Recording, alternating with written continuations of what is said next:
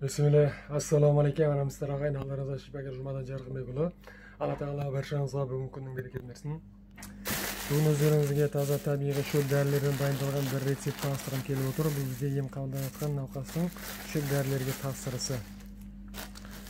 12 yili barmoq shekdagi qaterlislik auruvi, sol aurudan beriga arналған retsept. Bu retseptin құрамында пинелия шөбі, рау ағаш, кукурама шөбі, апельсин қабығы,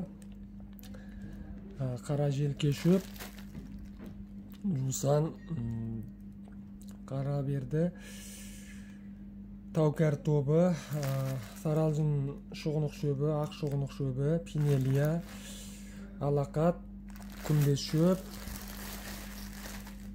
одан басқа кел тосап, қызыл шырмақ сынды таза табиғи шөп дәрілер қамтылған. Бұл шөп дәрілердің қасиеті зат алмасуды күшейту, қанды жандандыру, ылғалдылықты кетіру, уытты айдау.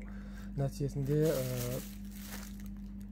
адам ағзасындағы жұтқыш клеткалардың, рак клеткаларын жұту қабілетін арттыру, сол арқылы уды тазалап, рак клеткаларының өсуін тежеу.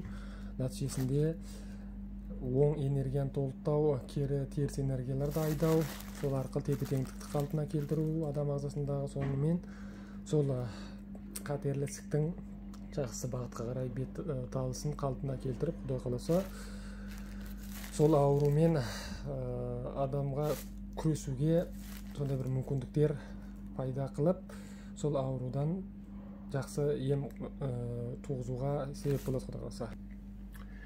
Ағайын, Алла тағала барша ем қабылдатқан науқастарға толық шипасын берсін, ауырмаңыз ағайын.